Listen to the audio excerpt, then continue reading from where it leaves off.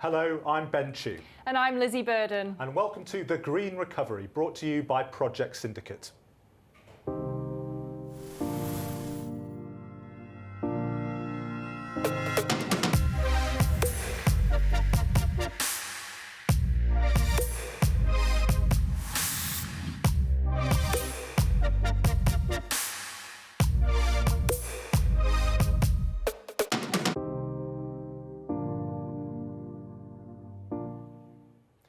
Few events in human history have had such fast and near universal impact as the coronavirus pandemic. Around the world, governments, businesses and ordinary people have found themselves confronted by a set of challenges which, in most cases, they never imagined facing.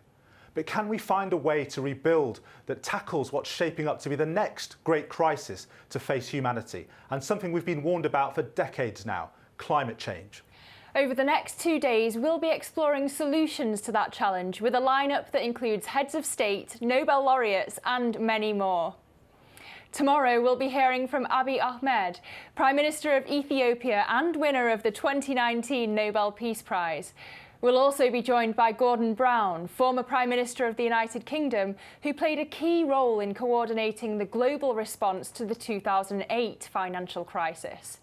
We'll also have Kevin Rudd, Australian Prime Minister at the same time, and under whose stewardship Australia became one of the few countries in the world to avoid a late 2000s recession. And then later today, we'll be hearing from former Colombian President and Nobel Peace Prize winner Juan Manuel Santos and others on what can be done to tackle the alarming loss to biodiversity around the world, thought to be the most severe loss of species since the dinosaur extinction.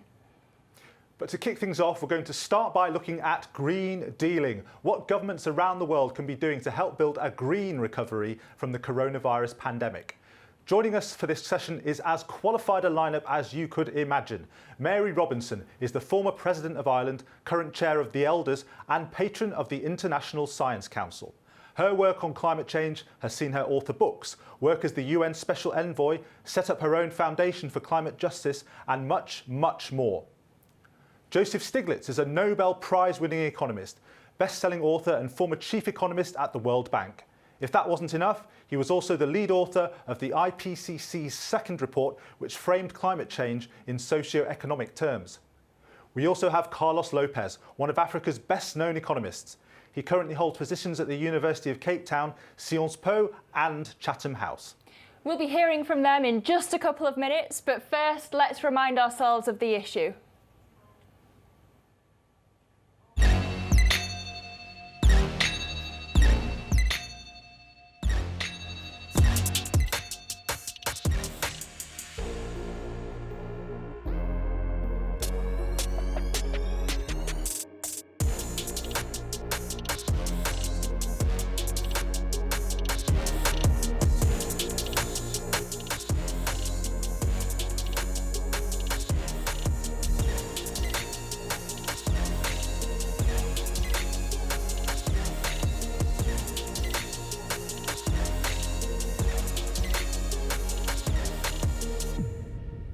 Now, if you'd like to join the conversation or help spread the word over the next 2 days, please do get involved on social media using the hashtag #TheGreenRecovery.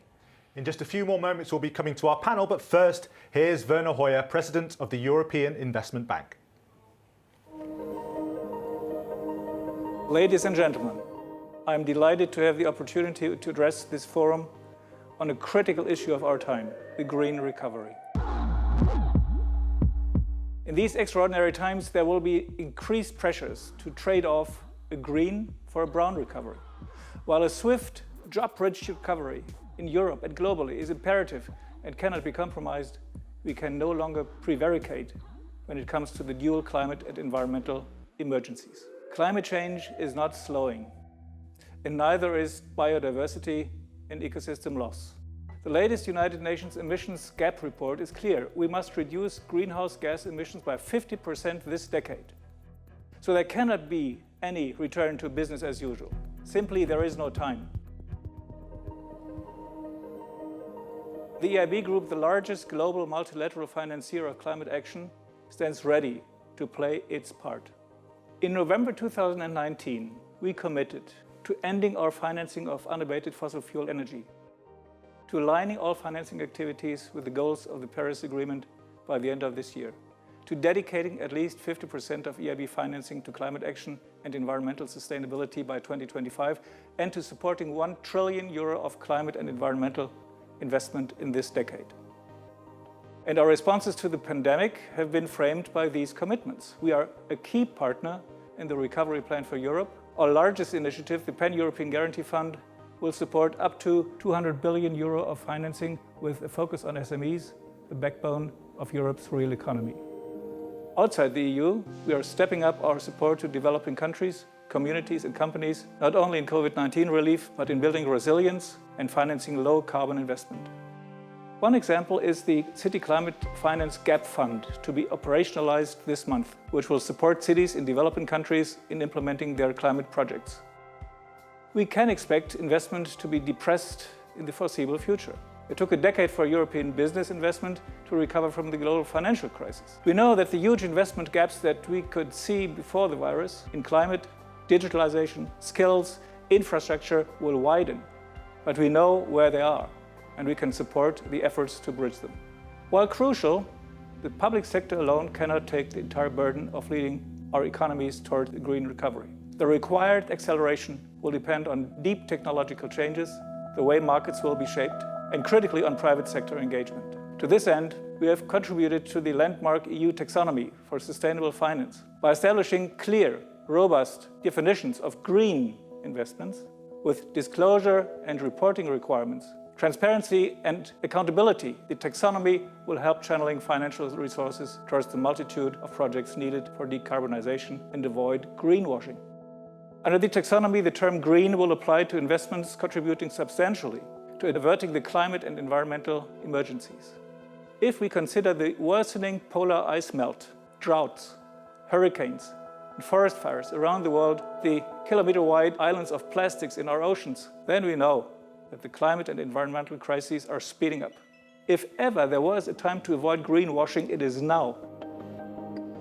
The younger generation has made it clear. They need a perspective in a world which is sustainable. We must turn our pandemic recovery into a defining successful moment in our fight against climate change and environmental degradation. Thank you very much. That was Werner Hoyer, President of the European Investment Bank. Now, in half an hour, we'll be hearing questions from journalists around the world. But first, I'd like to start with you, Professor Stiglitz. In your opinion, what's the scale of government spending necessary to tackle climate change? Some estimates are that the US needs $1 trillion every year. Can you put that into context for our audience? What's actually necessary? Well, it's a huge amount of investment because it has to affect every sector of our economy. We need infrastructure, including transportation, public transportation. We need housing, real estate, commercial real estate. It actually embraces a redesign, a retrofit of every aspect of economy. Often when we think about green, we think about moving from coal energy sources to renewable energy sources. That's an important part, but there are all these other aspects that we also have to make investments in. But I wonder if you think that spending on climate change is too politicised. Is it too associated with the redistribution of wealth, for example? Well, I don't think you can separate the two. The fact is that we do know that climate will have a particularly adverse effect on the poor, especially in the developing countries. So environmental justice is very linked with social justice, with economic justice. The two are really inseparable. In the United States, we have a particular problem because of the politics of climate, that one of the parties has been taken over, as it were, by skeptics of science, not just climate science, but skeptics of science itself. And for reasons you can say having to do with with the influence of the energy sector, perhaps special interests, the party has become aligned with climate skepticism. I think this is temporary because an awful lot of the mainstream members of that party will eventually have to come to terms with reality. If I can come to you now, Mary Robinson, staying on the subject of scale, there's a lot of discussion at the moment around Green New Deals, echoing the huge measures taken under Franklin Roosevelt in the US in the Great Depression. You can see from this archive footage people in the 1930s marching in favour of it. In your opinion, is any government on earth currently engaged at the necessary level? I think it really is very important that we see full engagement, not just on a Green New Deal, but on the protecting of biodiversity.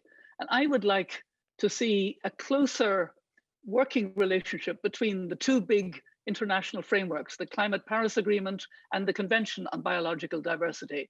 I think it's interesting that the European Union is actually moving in the right direction. It has a Green New Deal, it has a strategy for diversity, and it has the farm to fork approach, improving the common agricultural policy. And today we heard Ursula von der Leyen give what I thought was a real leadership speech for her State of the Union. I mean, she said some rather interesting things. She said, she criticized the limits of a system that values wealth above well-being. That's interesting from somebody in her position. And I'm part of a high-level steering committee for the Campaign for Nature about protecting 30% of the land and 30% of the oceans by 2050 for economic reasons, as well as for nature-based reasons, because this will enable jobs, it will enable a much better future. But I don't think we see enough discussion either at country level or at international level, bringing together the major frameworks that help us to devise the policies and help, including the private sector, to make the right commitments. And Mary Robinson, what's stopping the rest of the world following Europe's lead? I think there's a political problem, to be honest. Obviously, it's worse in where Joe Stiglitz is in the United States because President Trump has threatened to pull out of the Paris Climate Agreement. He can't do that, in fact, until the 4th of November 2020. And it's interesting that the election is on the 3rd of November. And Vice President Biden has made it clear he would recommit the United States, and I believe he would recommit strongly. So we'll wait and see how that plays out. But it is a political problem, and it requires a very big engagement of people. And we're beginning to see that, led, I have to say, and I say it with joy, led by children. The Fridays for Future, under Greta Thunberg and the millions of children, and the young people who are engaged, the way they've required in the United States on the Democratic platform, a much more Green Deal that would otherwise be there. And we see it in Europe, as I said. We see it in Africa. I'm sure Carlos Lopez will speak about this. We see, people stepping up, including women leaders, stepping up to say, we have to come out of this devastating COVID with a green recovery, with green stimulus packages, but I also say with nature-based and protecting 30% of the land and 30% of the oceans. And that's of a scale that would be really significant. And Carlos Lopez, how's Africa doing on the Green New Deal? Well, I would not say that we have an African Green Deal, but certainly the discussion in Africa is very much focusing on how can we pursue structural transformation of our economies with respect for the characteristics that we know are affecting our climate adaptation. You see, 2020 for us is going to be remembered not just as a year of COVID, but also as a year where climate change really had a tremendous impact in the well-being of people. We had droughts in the Southern Africa region. We had locust invasions in East Africa. We have now floods in most of Africa, both in the Sahel and parts of Eastern Africa and the Nile Basin. So you have really the demonstration that climate is not a looming crisis, it's the real crisis that we are living right now.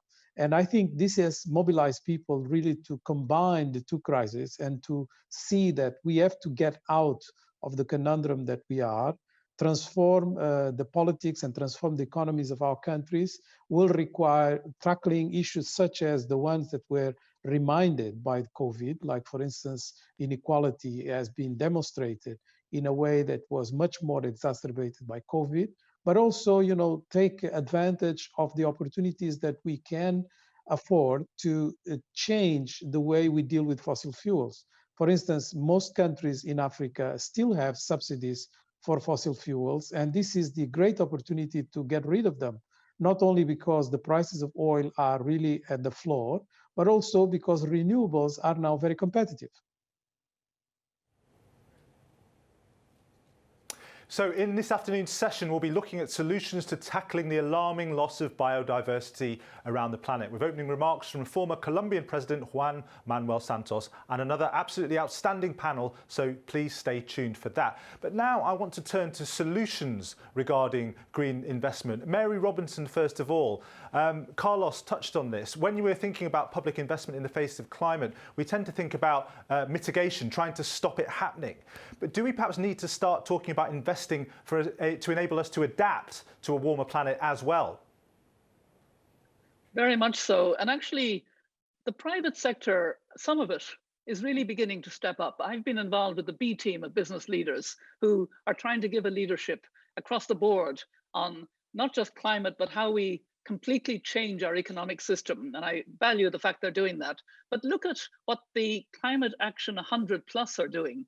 And these are investors with $47 trillion in assets. And they're a group of more than 500 investment firms. And they've just called on some of the world's biggest polluters to be more aggressive in reducing their emissions and introducing plans which bring them to zero carbon. They've asked people like ExxonMobil and Rio Tinto, what are your plans? What are you going to do? And they're going to, next year, publish a net zero company benchmark, which will tell investors what companies to invest in and not. Now, if we can stop the money, that will be very significant. That's been the problem.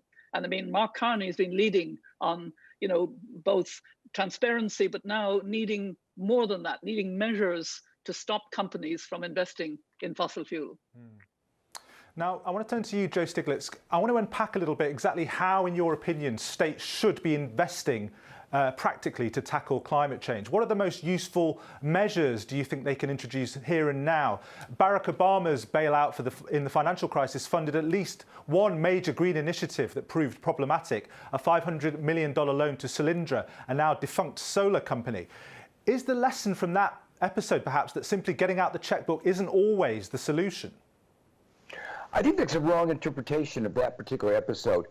All R&D is going to be risky. The problem is moments that we haven't taken as much risk. The challenge of climate change is so large that we will have to try a lot of different things. That we're going into a new world, and that means there will be some successes, but also some failures. I think the important thing about these investments is they will have to be massive and they will have to be comprehensive. I talked before about the importance of infrastructure, public transportation systems. What's interesting about that are those are investments that can do three things at one time. They can help stimulate the economy by providing public transportation that connect poorer people with jobs. They can help promote equality, and they reduce our carbon footprint. So that's the essential thing as we think at this moment about a green recovery. We are going to have to make sure that all the money we spend serves multiple purposes, and that means they have to promote a green recovery. They have to address the enormous inequities that we had before the pandemic, but have been exacerbated by the pandemic. And Joe Stiglitz, again, I mean, there could be a new president in November. Do you sense that Joe Biden is ready to go on this agenda? Has he got the program ready to be implemented, do you think? very much so. I think, obviously there's a lot of I's to dot and T's to cross. There are a lot of details to be worked out. But the commitment to a Green New Deal, but it's more than a Green New Deal in the sense of investment. It's also about regulations, providing incentives to businesses to move in a green direction, discouraging them from moving in a brown direction. So it's a whole package of policies, and all of these things are on the table. I want to turn to you now, Carlos Lopez, and in particular tap your expertise on Africa. We're going to see a map shortly which shows electricity production around the world from renewable sources. The darker parts on the map show the places with the highest renewable uses, and that sub-Saharan Africa actually has the highest concentration anywhere on the planet. Is this an area actually where the rest of the world can learn from Africa? Well, this is very encouraging that Africans have realized that if they want to address the deficit of access to power, which is the largest in the world, they could do it by taking advantage of the fact that they are the first region that is attaining the level of industrialization that others have gone through at a time where they can do it in a different way, with renewables first, but also to access some of the social needs relating to power, including the infrastructure and mobility. You can do it now with renewables at a very good price. And I think a lot of countries have now put this as a reference and as a priority. And we are very encouraged also by the fact that if you look into the challenges that Africa has to face in the coming decades, you have the challenge of agriculture and how we are going to establish a much better base for food security. And then you can do it in a completely different way by making sustainable agriculture and agri-tech your priority. If you look into the challenge of urbanization, we have about 800 million people that are going to be living in addition in the cities by 2050. You can also do cities in a completely different way. If you look into the energy transition, the same. So we have really an opportunity by being latecomers. Let me put this to you, Joe Stiglitz, on the subject of Africa, though. Do Western and Asian countries have a moral obligation to provide Africa with funds to deal with the climate crisis, perhaps schemes such as debt reduction for carbon reduction deals? Very much so. And to put it in moral terms, the fact is you can think of the planet as having a certain amount of carbon capacity. How much can the atmosphere absorb in greenhouse gases? And the advanced countries have used far more than their share of that carbon capacity, leaving very little left for those who are being slow in the development trajectory. So as compensation for the fact that we've used up that carbon space, we have a moral obligation to help those countries that have been behind, like those in Africa, to move to a green economy. And I think carbon debt for equity, carbon swaps are a mechanism for doing that. And Mary Robinson, would you agree with that? I mean, what is the West's practical things that they should be doing for Africa at the moment? Is it debt reduction, carbon swaps? What's your view? I think all of that in one sense, because I come from the perspective of justice, climate justice, and I look at the injustices of climate change, and they very much affect Africa, but also beyond Africa. Look at the layers of injustice. The first layer being that it disproportionately affects the smallest country, the poorest countries and communities who are not responsible. Secondly, there's the gender dimension. It's women and girls who are affected disproportionately as they are by COVID. Thirdly, it's the intergenerational injustice, which children have reminded us of. Fourthly, it's the injustice of pathways to development, which Carlos Lopez could talk about very eloquently. The developed world, the industrialized world, we built our economies on fossil fuel. We have to wean off. But developing countries have to develop with clean energy, and they need the investment, they need the jobs, the training, etc. And the last injustice is the one I'm trying to emphasize in this discussion, the injustice to nature, the loss of biodiversity, and the financial reasons to ensure that the recovery package, the stimulus to protected areas, could generate significant economic activity. It could generate nature-based tourism. It could generate the protection against flooding. All the local communities that I work with and talk to want their work to be valued because it is nature-based, and they don't see that value coming through. Nature-based tourism is an interesting one. Would you like to see more Europeans visiting Africa, going on holiday there? How does that fit in with aviation emission reduction? I definitely think we'll all be flying less. I personally have made a real commitment. And now that I can Zoom like this, I will only go if I'm absolutely needed to go. And maybe once a year, I'll take a break with my family and go somewhere because I'm lucky enough to be able to afford that. But that would be it. And I would definitely try to go nature-based if I can. But we need to cut down completely on the aviation industry. We have to rethink that. It can't go on as before, as we have to rethink so much.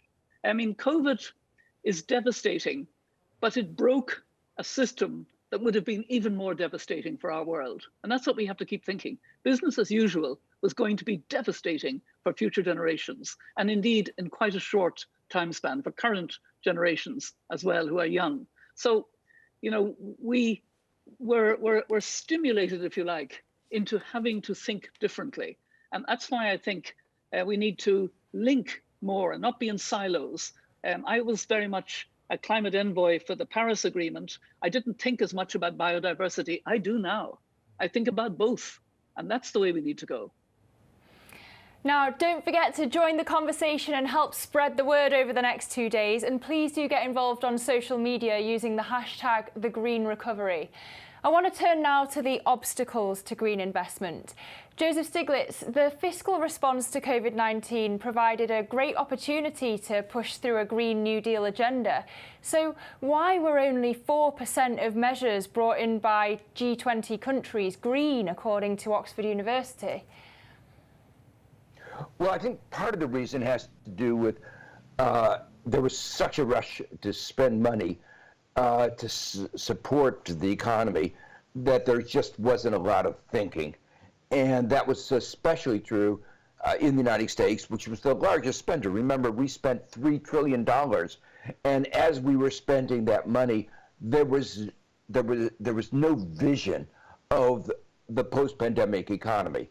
In the United States, we had an additional problem that the Republicans, the president, the Senate, actually are antithetical to a green recovery. There are really good models out there. What France did in terms of putting conditions on any assistance that it gave to the airlines and say you have to reduce your carbon footprint. What New Zealand did, where they said we ought to redeploy underutilized resources, people, waitresses and waiters that were losing their jobs, rather than just have them sit at home. Let's use them to make our national parks more sustainable. So invest in a green economy, just like we did in the New Deal. The Civilian Conservation Corps in the New Deal has left a legacy from which we have benefited for now 90 years. But what about brown investment that's actually making damage to the economy? That should be prohibited, obviously. I think that the level of expenditures is so high that we as citizens ought to have a right to say, how is it shaping our economy? It shouldn't be a blank check. We are spending money to shape the economy in a way that we've never done before, and we need to shape it in ways that accord with our values. And this echoes what Mary said a few minutes ago about well-being, not just wealth. And part of our well-being is a green recovery. And that's why it's so important that we make that money serve double or triple duty.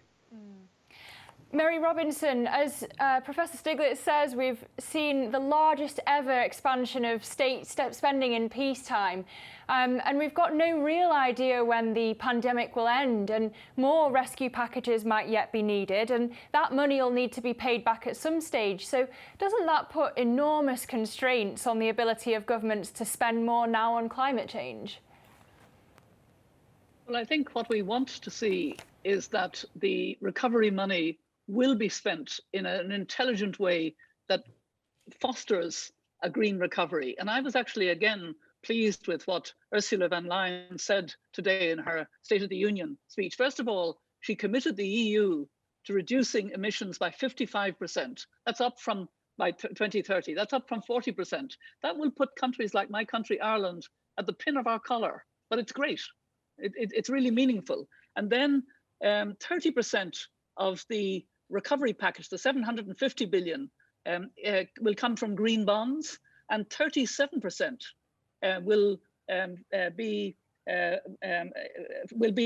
Green Deal objectives, to fund Green Deal objectives. Now that's the first time we've seen that particular number, if you like, 37%. I wish it was more, but it's significant. So we're really seeing the kind of change we need to see. And yes, there probably will have to be future packages. They need to be even more geared to green recovery. And then we're going to have a big EU summit at the end of October. And we're going to see the European Union have to be in a very equal relationship with the African continent, something I've been longing for, and I know Carlos Lopez has, a different kind of relationship, which sees that the two continents have a future in common, and it has to be green. Mm.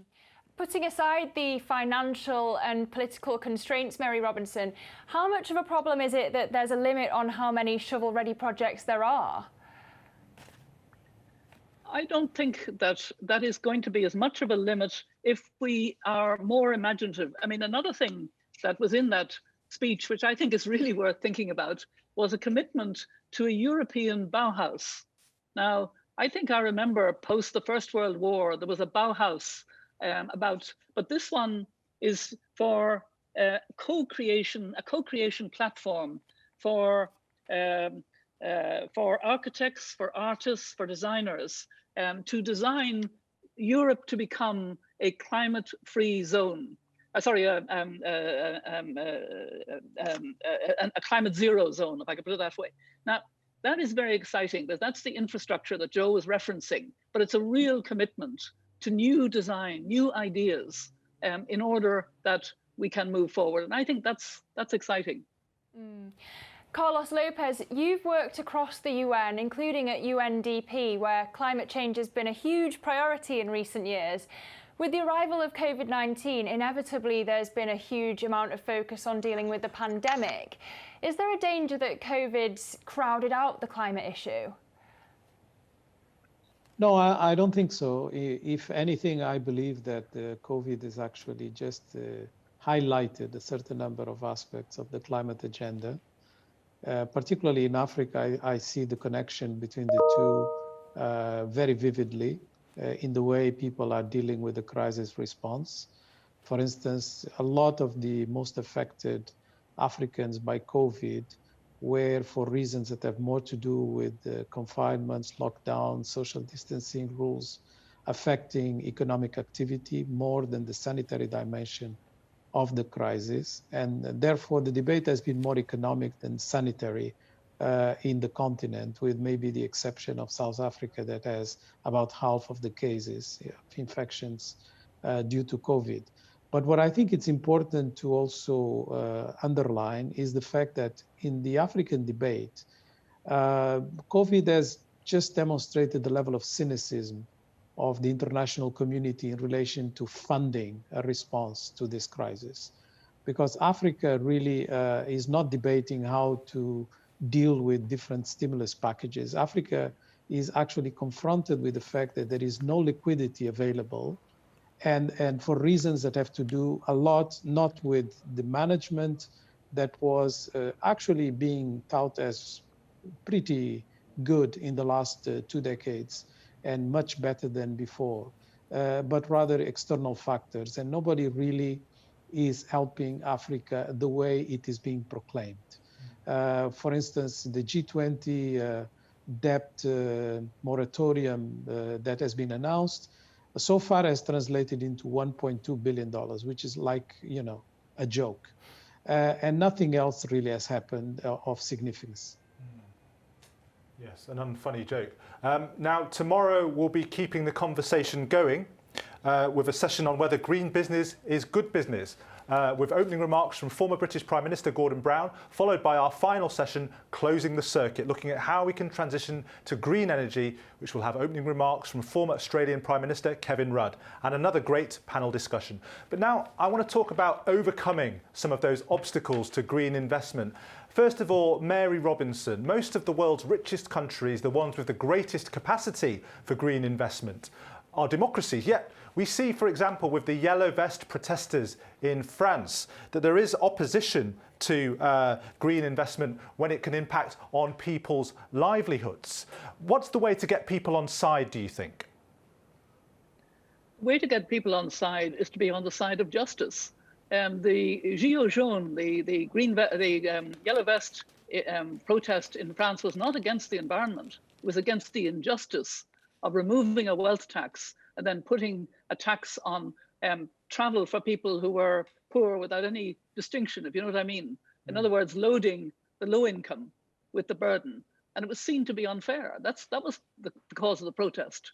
And we do need to bear in mind, as I said, the layers of injustice and to address those layers of injustice in coming out of this.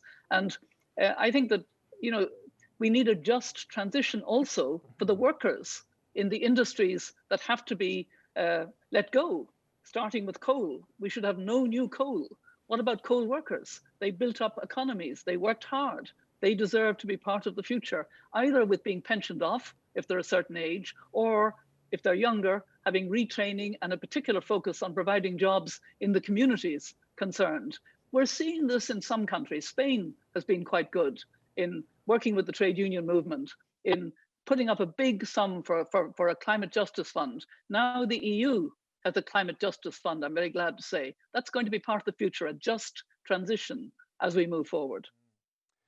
Joseph Stiglitz, I wonder if I can ask you, how much do you think Donald Trump's appeal has been based on his rejection of the science of climate change? Is that what's driving his popularity to the extent to which he is popular, or is it mainly something else? Oh, it's mainly something else. A lot of it has to do with what Mary was talking about, a sense of injustice. People who worked hard but have limited education and are seeing their future prospects not looking particularly good, a sense that the system is rigged. So it's a broader sense of grievance without hope. And I think, what Mary said is absolutely right. We have to give people opportunities and hope. So if they lose their jobs as coal miners, particularly if they're young, create new jobs, like the installation of solar panels. We need to emphasize that there are a lot more jobs in the installation of solar panels than there are in the coal industry. So overall, the basic thing is the green transition can be a growth story with employment opportunities. It won't happen on its own. As another example, we were talking a minute ago about the yellow vest. I was up in that part of France a year ago this time of year and talking to people. One of the things was very clear is they had the public transportation system, the trains had been either disbanded or made much more infrequent. They had to use cars. If we had a public transportation system that really worked, that connected people in these areas with their jobs, that would alleviate their concern about having to pay more for their gasoline. So the real thing is the awareness of how the climate crisis, the pandemic, and the previous deindustrialization crisis has all affected different people in our society differently. And unfortunately, the same people have had to pay a price in each of these crises. And so what we really need to do is to merge together the environmental justice movement, the social justice movement, the health justice, and the racial justice movement, because these are all so highly correlated, and create a society that gives everybody real opportunities. Now, Carlos Lopez, let me come to you, because it's not all bad news, because earlier this year during the pandemic, South Korea's government won a landslide election victory on a platform that actually promised a Green New Deal. So do you think that these kind of policies could actually become an electoral asset? Could you see an African government campaign, an African party campaigning on that basis? I see certainly the confluence of the different inequalities in the discussion being a mobilizing factor politically. We have a very young population, quite exposed to international media, and now with the advent of social media, very well connected amongst themselves. The civil society movement is now benefiting from, these capacities to network that didn't exist before. So the consciousness about climate is quite high, but translated into specifics. Like, for instance, the issue of mobility is very, very high on the agenda because of the urban population not being able to move around easily. And if you have to, mobilize this population for something very concrete, offer mobility modalities that are respectful of the environment, this will be extremely popular. And some countries have done that, like in Cote d'Ivoire, in Ethiopia, in Rwanda. You have these platforms being proposed by politicians. So it's not completely outside the discussion right now.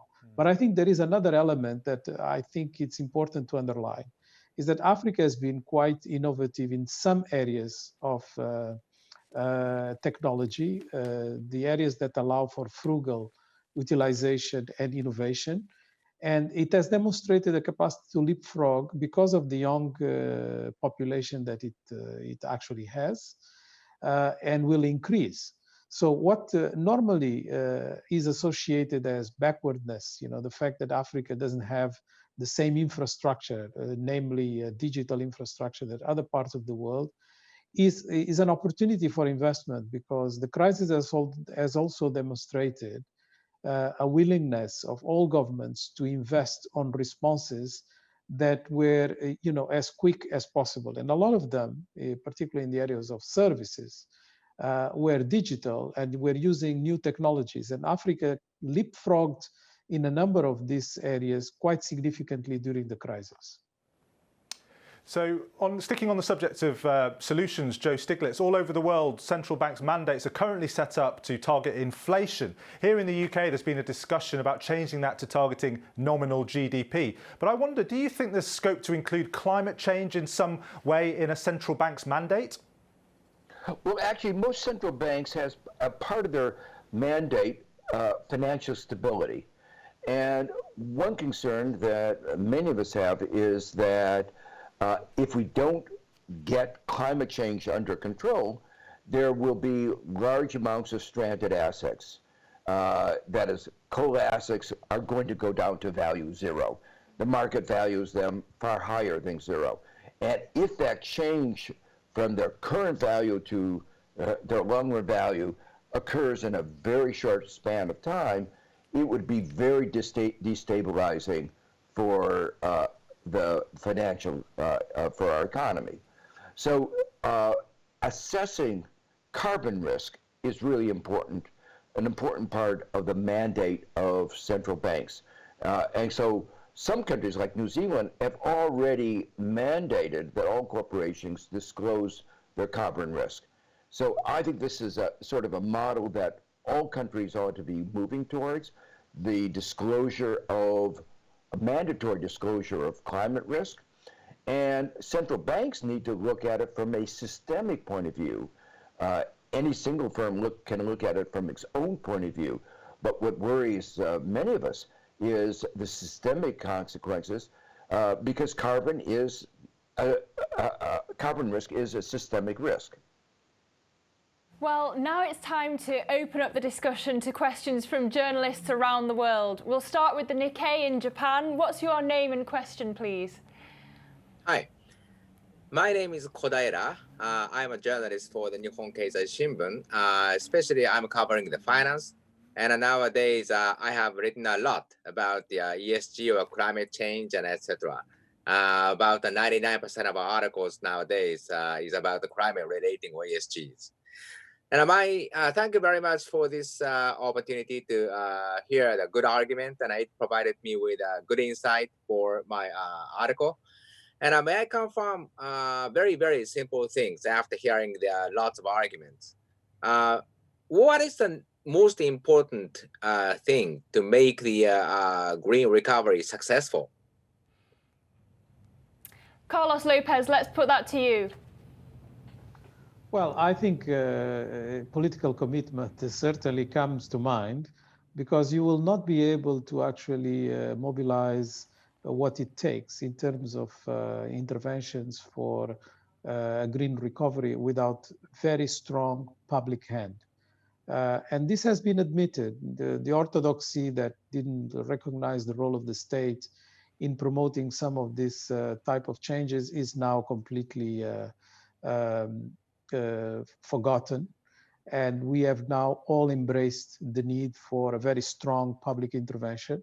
So political commitment is very important. If you happen to be in a country with a very large stimulus package dedicated to the post-COVID-19 recovery, without that type of interest in the green type of solutions, or in the carbon, low carbon solutions, you are not going to get what is necessary for the transformation. And Mary Robinson, let's put that to you. What's the most important element to making a green recovery successful?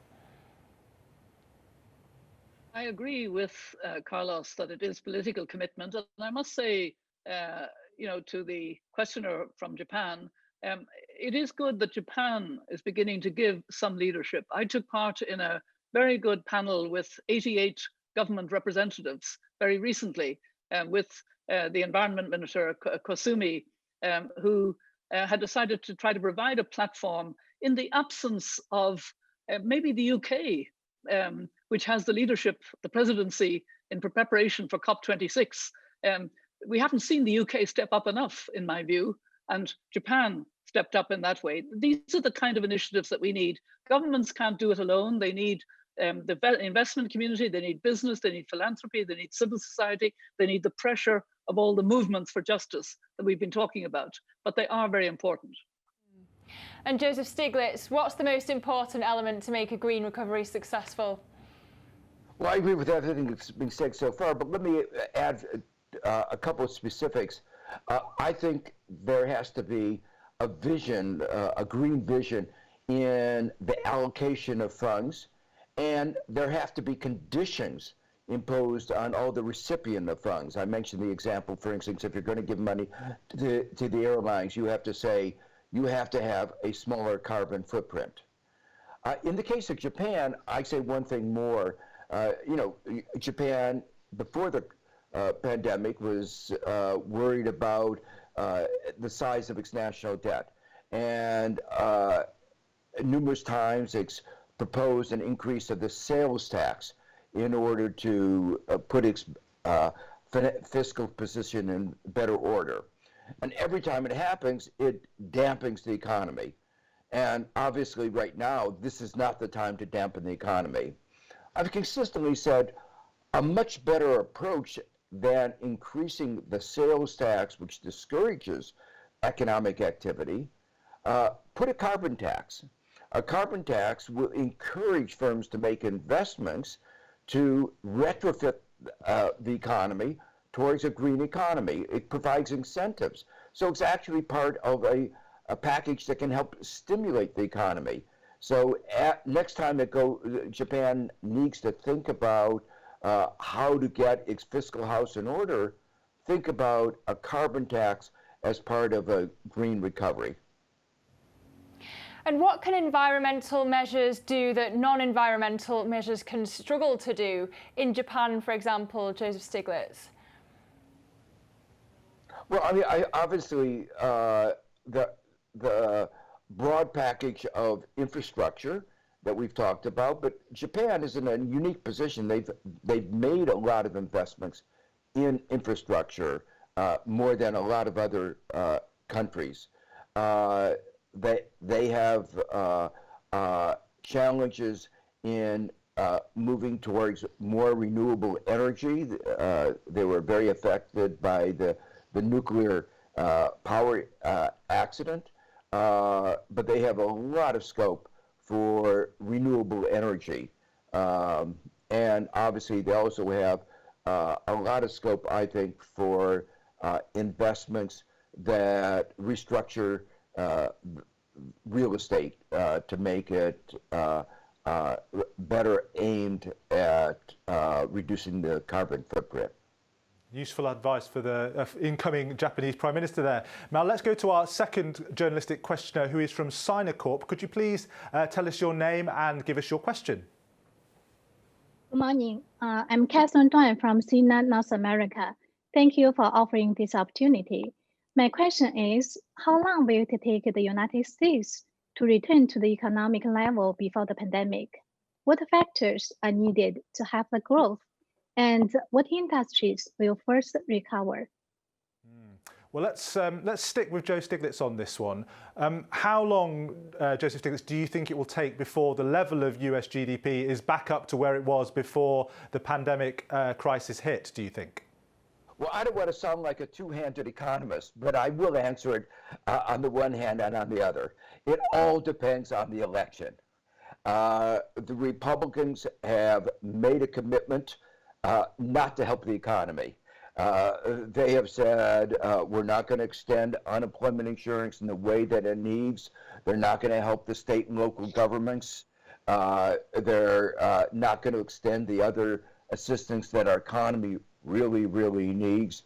They're not going to help our knowledge institutions, our research institutions, our institutions of higher education, which are really in very difficult shape, our schools that need to retrofit themselves to handle the pandemic.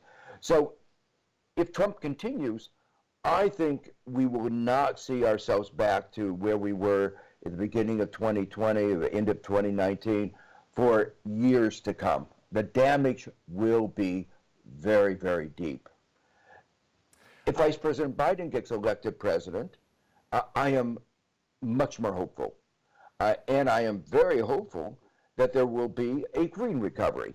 So it will be the assistance that the economy needs, constrained obviously by reality, but there will be that assistance that the economy needs.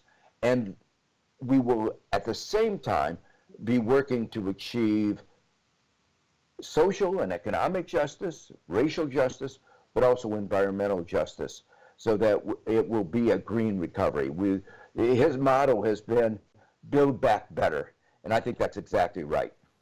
And I wonder, Mary Robinson, if we could think about that question from a European context, are you more optimistic that activity and unemployment can get back to pre-crisis levels quicker in Europe because of the Green Deal? It's an interesting question because we don't want to get back to where we were. Let's remember that. We want to get back to a build back better, as Joe was saying. We want to actually change things, use this opportunity, because, you know, COVID has disrupted the business as usual. It has taught us, I think, 4 lessons that I can just briefly outline. First of all, that collective human behavior matters, because that's what's protecting us from the virus. And we need collective human behavior now to decide on less consumption, less production of wasteful goods, less waste, more circular economy. They have to be decisions that we all contribute to going forward. Secondly, government matters. And if you'll forgive me, I will point out that women-led governments have done particularly well in coping with COVID because they took tough decisions early and listened to the science. And that's the third thing, science matters. You see governments side by side with their health experts planning the phases for coming out of COVID. We need climate scientists up there being listened to and being taken seriously, as the children have begged us to do. And fourthly, it's a subtle one, but actually compassion matters. I'm seeing more neighborliness, more concern for those who are worse off, because we're all out of our comfort zone. It's not equal. COVID-19 actually exacerbates the inequalities, but we're all disrupted, and we have more empathy, and we will need that empathy for African countries in the way that Carlos was talking about, but also within our own communities, the inequalities that are there. We need to focus on more emphasis on the well-being, on the strengthening health systems, on the things that matter when you're alone, home with your family. What really matters is education of children. It's having old people not dying prematurely because of contact with young people because of COVID, et cetera, et cetera. It's all of these issues that have to do with human life and actually, frankly, human rights. And Carlos Lopez, how optimistic or pessimistic are you about the prospects for Africa's short-term economic recovery from this? Well, you see, it matters what the elections in the US are going to produce. Because, you know, the way trade negotiations are taking shape right now, we have been discussing the Doha round, which was supposed to give the development dimension a bit of space for about 17 years without any results. And now we have a protectionist attitude coming back big time. We have also the way the dollar behaves, influencing deterioration of the African currencies.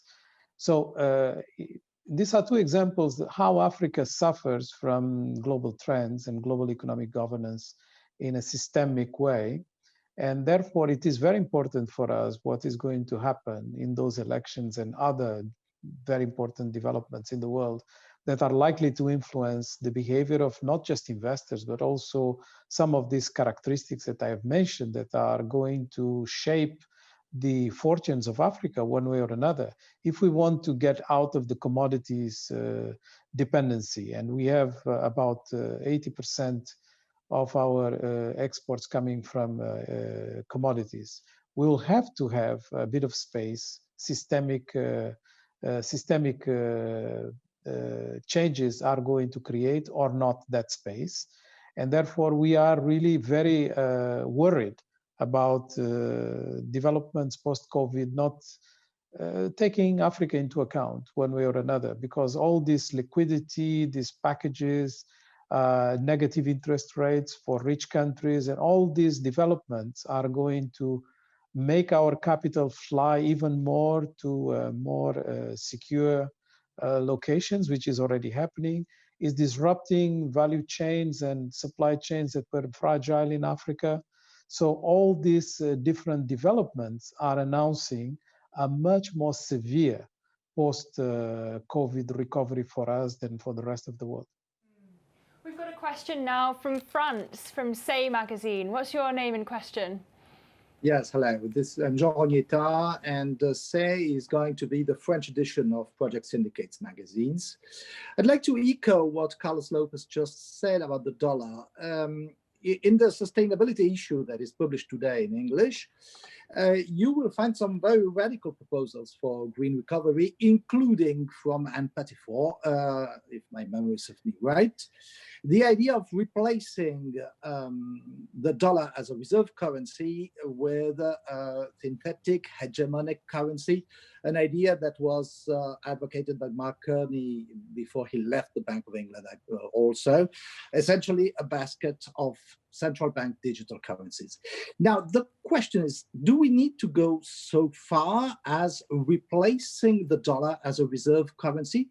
And more generally, in order to succeed to be both green and a recovery, how radical do you think the changes to the system need to be? Carlos Lopez, what's your view? Well, sometimes when you are in a crisis mode, you gain a debate rather than you solve the problem.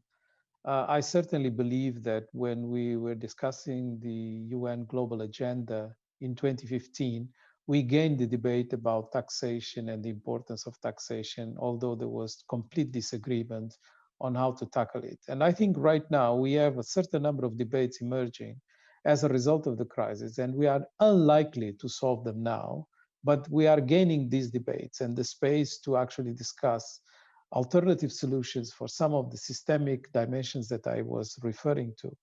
I certainly believe very strongly that the way we are dealing, for instance, with public debt is going to be the subject of a very large discussion and change, because it has become a world problem, not as it was touted for a long time, a developing countries problem. And Joseph Stiglitz, what do you think? Well, this was actually a recommendation that I chaired a commission that was appointed by the president of the UN after the 2008 crisis. And one of our recommendations, strong recommendations, that was endorsed actually by the UN General Assembly was the creation of a new global reserve currency. I think it would add a lot to the stability of the international financial system and help the developing countries. But on the question about whether, if we can't go all that way, and that's going to be difficult, is there something that goes a lot of the way? And the answer is yes.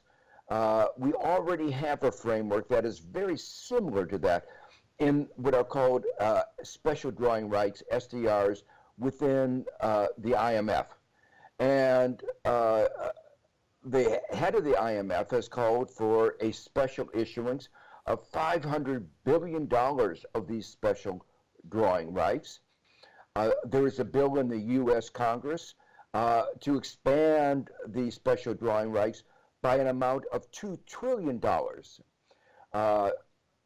There are initiatives that I've been part of trying to encourage the more developed countries who don't need these funds to contribute what they receive in special drawing rights towards the developing countries, either in loans or grants. So there is a framework that we already have. The only thing stopping the issuance of the $500 billion right now is the U.S. Secretary of Treasury. And it is a total mystery why the U.S. is not supporting it. It doesn't cost our taxpayers anything.